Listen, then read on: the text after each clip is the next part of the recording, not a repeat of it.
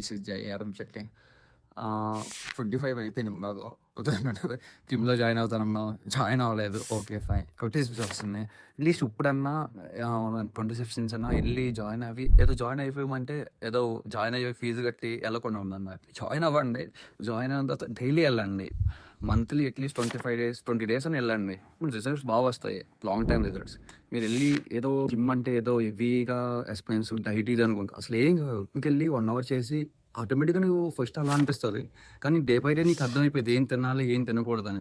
Diet వచ్చినప్పటికి ఏంటంటే చాలా మంది ఎక్స్‌పెన్సివ్ అనుకుంటారు. కాకపోతే బయట యూజ్ చేస్తాం. ఫుడ్ తిన్నాం బిర్యానీ గాని దాంతో కంపేర్ చేస్తే ఇది తక్కువే. మనకేంటంటే డైట్ అనగానే చాలా మంది అరే ఇది, అది, ఇది అని సో అని అనుకుంటారు. నువ్వు డైట్ కూడా ఎక్కువ పెట్టాల్సిన అవసరం లేదు బేసిక్‌గా. నీ మజిల్ మెయింటైన్ చేసుకోవడానికి కానీ, నువ్వు బాడీ మెయింటైన్ చేసుకోవడం కానీ, వన్స్ నువ్వు జిమ్‌లో జాయిన్ అయిన తర్వాత నేను కాదు నువ్వే రీసెర్చ్ చేసుకుంటావు. ఏది తినాలి, ఏది తినకూడదు 1 మంత్స్ అయిన తర్వాత నీకే అర్థమైపోయేది. ఎగ్స్, న్యూట్రిషన్స్ ఏమున్నాయి, ప్రోటీన్ ఏమున్నాయి, ఎందులో ఏమున్నాయి అన్నది నువ్వే రీసెర్చ్ చేసుకుంటావు.